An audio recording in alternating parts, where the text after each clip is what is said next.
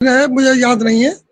तो उस दिन के बाद में, अक्टूबर के बाद में, अब मार्च हो गया, आज तक अन्य कोई मुलाकात नहीं हो पाई है। लेकिन जब भी संगठन के पदाधिकारी जब भी बोले, उन्होंने सिर्फ एक बात कही कि जो भी होना है मुख्यमंत्री जी के यहाँ से होना है, उनकी कलम से होना है। काम हो चुका है, काम होने वाला है, और अब बस मुख्यमंत्री जी से मिलने की देरी है। माननीय शर्मा जी जिस तरह से प्रयास कर रहे हैं, कल उन्होंने कहा कि परसों कि हम अनुदेशकों के बारे में श्योर हैं, शिक्षा मित्रों के बारे में अभी भी कुछ शंकाएं हैं। तो यदि आप अनुदेशकों के बारे में श्योर हैं, तो जो दो केस हाई कोर्ट में चल रहे हैं, आप उन्हें वापस ले लीजिए और अनुदेशक जो चाहते हैं आप उनके लिए दे दीजिए, तो हम मानेंगे कि वास्तव में आप सकारात्मक हैं। अब मेरी कही हुई बात हो सकता है किसी को नकारात्मक लगे, लेकिन मैं नकारात्मक नहीं हूं। मैं कल भी सरकार के साथ था, आज भी सरकार के साथ हूं। मैं कल भी अपने संगठन के साथ था, आज भी अपने संगठन के साथ हूं। और मेरी जो पीड़ा है, मेरे पेट की पीड़ा है, मेरी अपनी वेदना है कि मैं अपने परिवार का पालन कैसे करूं।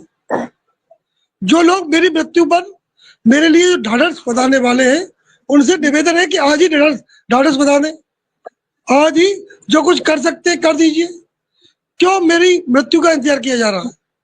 तो मैं तो बस इतना ही कहना चाहता हूं कि जो भी हो रहा है, होने वाला है, या तो हो जाए या फिर साफ साफ मना हो जाए कि नहीं हो पाएगा। यदि मेरी सामर्थ्य शिक्षा मित्र की नौकरी करूंगा, ये सामर्थ्य नहीं तो नहीं करूंगा। आज से 8 साल पहले जब समय था, मेरे पास लगभग 1.5 लाख रुपया था।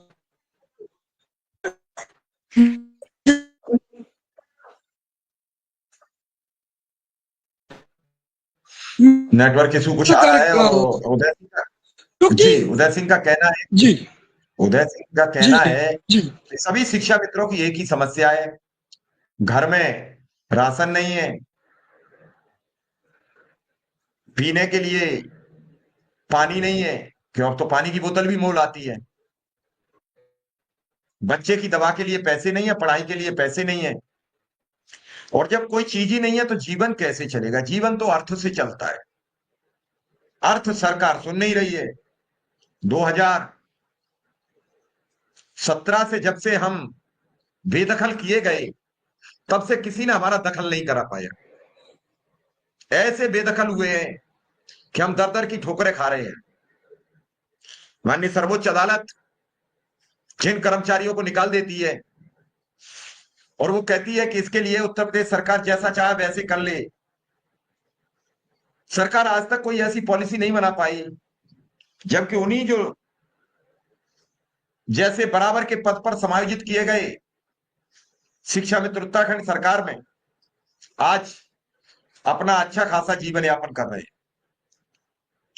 जब उनकी भर्ती हुई थी तो एक की थी जियो, एक ही था कानून। उत्तराखंड उस समय उत्तर प्रदेश का हिस्सा हुआ करता था। उसी पद पर तैनात व्यक्ति वहां खुश है और इसी पद पर तैनात व्यक्ति जो बड़ा भूभाग है वहां दुखी है।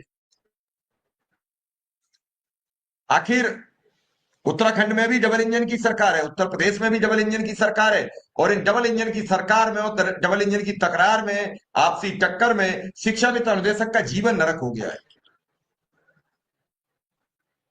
कभी कोई कहता मुख्यमंत्री जी मोदी जी से नाराज है, कभी मोदी जी मुख्यमंत्री से नाराज है। ये करते करते काफी समय गुजर चुका है। प्रधानमंत्री ने भी कहा कि शिक्षा मित्र अनुदेशक हमारी जिम्मेदारी है। पता नहीं उन्हें याद रहा कि फिर नहीं रहा। और ऐसा नहीं है, ये बात मुख्यमंत्री जी भी पहले कहते थे जब सांसद हुआ करते थे कि एक एक शिक्षा मित्र को न्याय दिलाना मेरा नैतिक कर्तव्य है। अब उदय जी, इतनी सब बातें होने के बाद, इतनी सभी चीजें होने के बाद, क्या आपको लगता है मुख्यमंत्री की संगठन से मुलाकात हुई गई, कई विधायक जाके बता चुके हैं, और उसके बाद विधायक जी कह रहे हैं कि अभी हम मुतमईन नहीं है, पक्का नहीं कह सकते कब होगा, फिर कब कहा जाएगा? यही पीड़ा है शिक्षा मित्रों की सबकी। वो कह रहे हैं 1 महीने बाद मिल जाए, लेकिन ऐलान आज हो जाए कि अगले महीने से आपको मिलेगा, कोई दिक्कत नहीं, जो है सबके लिए वो हमारे लिए। तो इस पर आपकी राय क्या है? क्या इस बात से शिक्षा मित्रों में राहत हो जाएगी कि हम अभी ऐलान हो जाए और मिले भले ही अप्रैल से? उदय सिंह। वही बात हमने लिखी सर आज।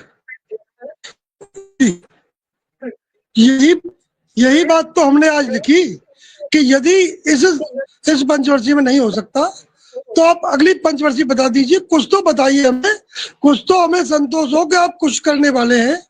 यदि हम कर्ज का बोझ ढो रहे हैं अपने छाती पर, सिर पर, तो कम से कम हम जाए यहाँ से, तो कम से कम